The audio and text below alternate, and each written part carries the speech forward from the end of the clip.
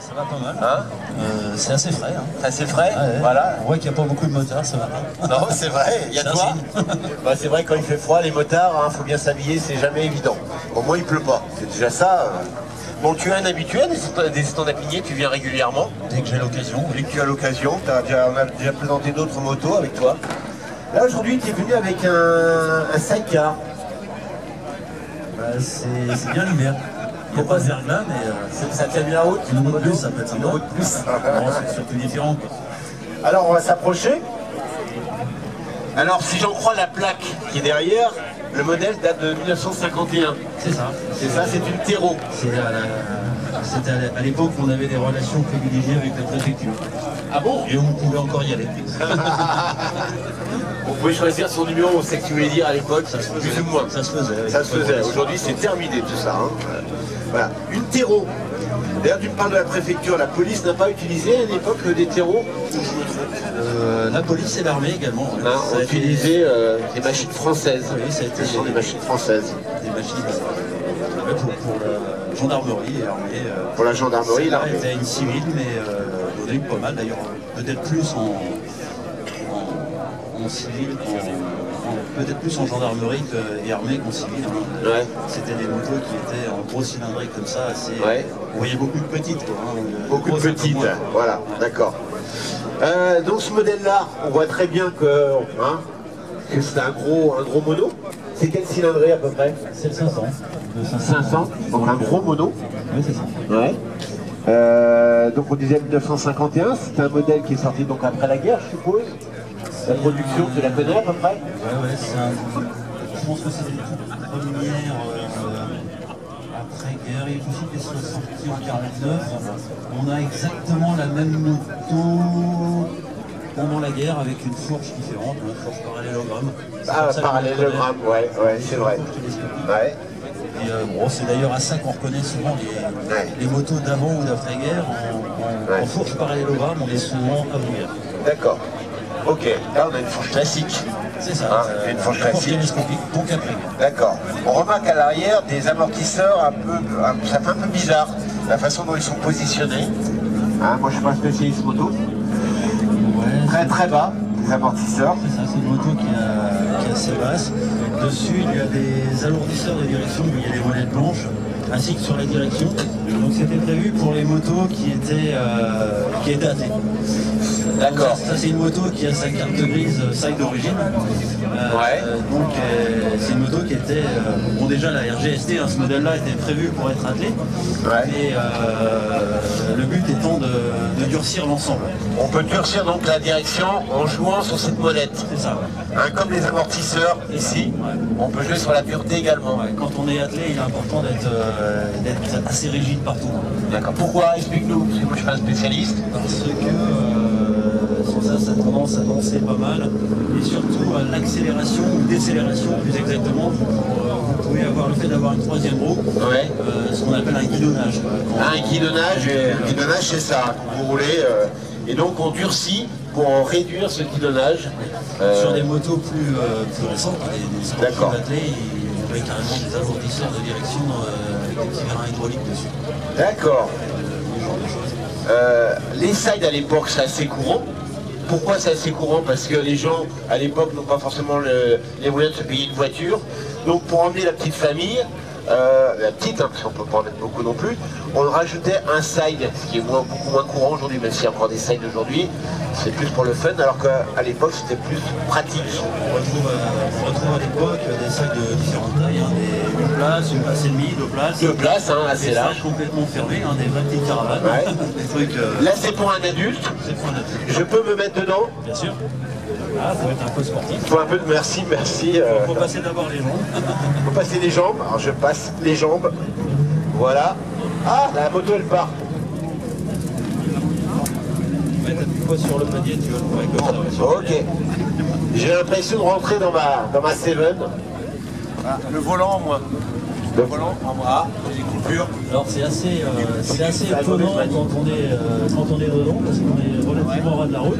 Ouais, c'est assez Il m'est arrivé de me faire conduire par des copains. C'est vrai que c'est pas toujours très rassurant.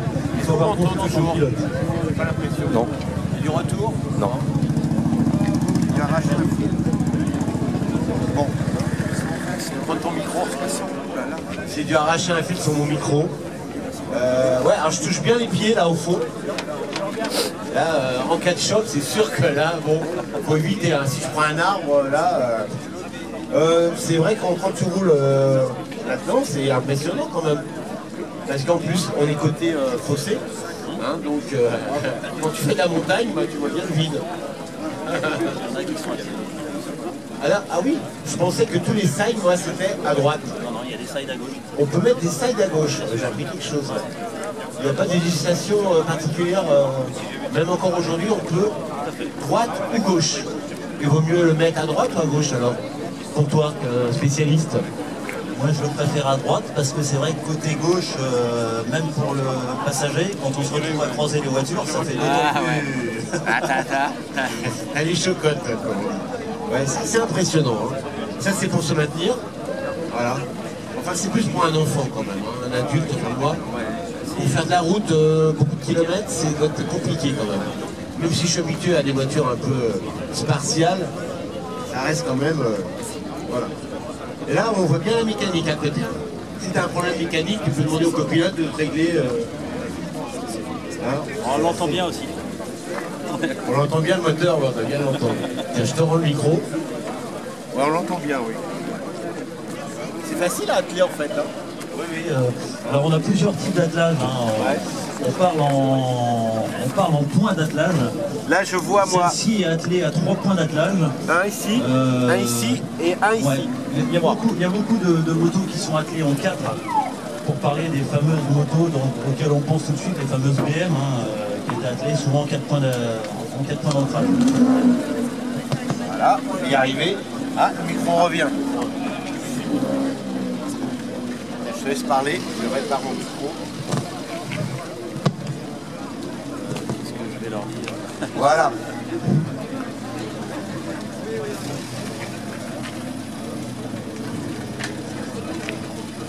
Bon, alors on a un rangement à l'arrière. On a un rangement, ouais, pas du tout. J'ai un problème de micro.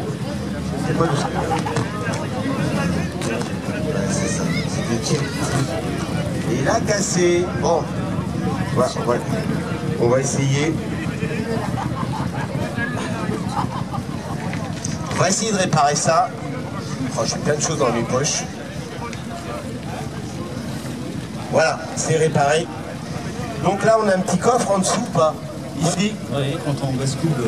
Donc ça bascule. Ah oui, c'est par l'intérieur, d'accord. Et là, tu peux ranger un casque et des petites affaires. C'est ça. C'est pas négligeable quand même. Non, Ah. Plus le petit panier, je pense qu'il doit être d'époque, parce que le pauvre, Ah oui, il a fait son temps. il y a une époque, il y a une plaque dessus. Un grande chartreuse, ça doit être une balade de motard sans doute. Ah, Non, pas du tout. Pas du tout, c'est quoi alors? Pas du tout. La grande chartreuse, c'est pour.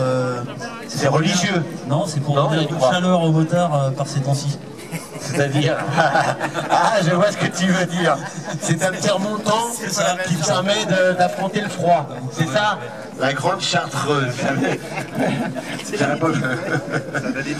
On a des petits stickers dessus. Comptoir de Saint-Étienne, boulevard de la Liberté à Rennes. Alors c'est vieux ça.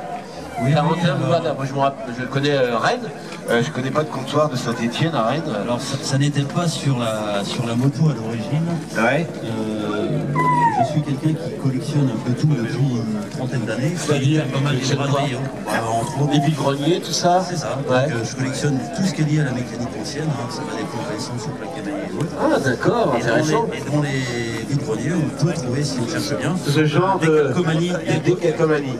D'accord, que j'ai appliquées dessus. d'accord. Donc c'était un magasin de moto à Rennes. On peut trouver des accessoires par exemple. C'est ça, Hein. un marchand de moto. Hein. Qui était donc, je sais pas si quelqu'un a connu ça, 41 boulevard de la Liberté à Rennes. Hein? Ah, il y a un monsieur, venez avec nous. Ah, moi, ça m'intéresse bien, moi, remonter le temps comme ça. Alors 41 boulevard de la Liberté. Les derniers temps, c'était surtout des machines à coudre et des choses comme ça qui vendaient. D'accord. Et ça remonte à quelle époque ça? Les 70, ça, les 70. Les années 70. D'accord. Je me suis posé la question si ça avait un rapport avec le fameux catalogue Manu France. Rien à si, c'est ça? C'est pour ça que ça s'appelait Saint-Étienne?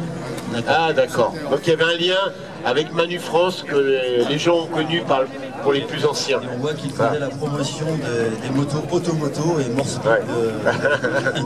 Ok. Un sidecar comme ça, est-ce qu'il a des amortisseurs? Oui, ça, ce sont des amortisseurs, ici, assez rigides quand même. Non, non, ça n'amortit que la caisse en fait. Ah, ça amortit que la caisse, d'accord, regardez. On en revient à ce qu'on disait tout Voilà, à l'heure. comme votre machine à laver un peu, vous voyez, quand ça tourne. Voilà, c'est assez souple hein, quand même. Ouais, on amortit la caisse pour que justement le reste du châssis reste rigide. D'accord. Alors c'est une moto qui plafonne sans doute assez vite à une certaine faible vitesse. Ça roule à 100 km/h à thé. À 100 km/h quand même. D'accord. C'est déjà bien. Oui, c'est une moto qui roule à 120 seul, le RGST. 120. Avec le side, on perd 20 km/h. Faut pas en espérer plus. Faut pas en espérer plus. Toi, tu t'en sers vraiment pour les petites balades ou tu vas quand même assez loin avec? On est arrivé d'aller assez loin. Elle a fait un tour de Bretagne l'année dernière. L'année dernière ou il y a 2 ans. Le tour de Bretagne. On a dû faire 300-400 km. Ah, 300-400 km quand même, avec quelqu'un à côté? Tu te rappelles plus, tu l'as perdu peut-être en cours de route. Bon, une machine qui est assez fiable quand même, qui pose pas de problème, malgré la conception qui date quand Elle n'a même. pas une réputation de fiabilité. Elle n'a pas une grande réputation. À quel niveau? Au niveau mécanique? Au niveau de l'embrayage et de la voie de vitesse. D'accord. Enfin, il y a plus fiable à l'époque. Après, le moteur a essayé longtemps. T'as 3 vitesses? 3 vitesses dessus.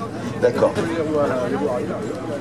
Franchement, elle est superbe cette machine. Moi j'adore. Quand vous la trouvez le public cette machine, elle est vraiment décalée. Hein. Franchement, un équipage comme ça, quand vous voyez, ça passe pas inaperçu. Dernière chose, on a un klaxon ici. Et je vois qu'il y a une molette ici qui doit tourner avec la roue. Ouais, c'est une option d'époque. Regardez, venez voir ici. Hein, c'est marqué quoi? 6K, c'est ça? Regardez, c'est assez original. Donc c'est un klaxon à dépression. D'accord. C'est juste un petit compresseur, il n'y a absolument pas d'électricité qui avec la rotation de la roue. Voilà, t'as un petit câble pour l'enclencher. C'est ça. Voilà, tu le mets en route. Hein, et sans voie d'air. Comme une dynamo. Un compresseur à palette. Un compresseur à palette, d'accord. C'est assez original quand même. D'accord. Franchement, machine qui se trouve dans son jus. Hein. Je sais pas si tu l'as acheté comme ça, si je pense. C'est une moto que j'ai acheté comme ça il y a au moins 20 ans. Hein. 20 ans que tu l'as? Ah ouais, tu fais pas ton âge. Hein. Ouais. Non, c'est pas c'est gentil. Et sur lequel toute la mécanique a été refaite de A à Z. C'est une moto qui était dans un super jus d'origine, c'est pour ça que je l'ai acheté. Hein. Qui a été bien conservée. Bien conservée. Ouais. Par contre, elle a été usée jusqu'à la couette. Usée jusqu'à la, ouais, d'accord. Mais t'as gardé cet aspect ouais, je trouvais ça. C'est patine d'époque. Ouais. Hein, qui fait tout son charme. C'est parce qu'elle n'est pas hyper restaurée. Après, chacun fait ses bruits, mais quand on a des véhicules dans cet état-là, c'est pour ma part presque dommage de les rester. Je dis souvent, il vaut mieux garder des véhicules comme ça, avec leurs stigmates de la vie passée. Ça a beaucoup plus de charme qu'une voiture entièrement restaurée. Après, on restaure une voiture quand on ne peut pas faire autrement, c'est la voiture quand il y a beaucoup de travail. Mais quand on peut conserver cette patine, il vaut mieux conserver la patine. Ouais. Et là, aujourd'hui, en collection, on s'aperçoit que dans les ventes aux enchères, c'est plus dur qu'on sait une patine. C'est plus dur pour les voitures, c'est vrai. Pour une moto, c'est plus facile. Voilà. Merci à toi. Hein, merci à nouveau d'avoir présenté avec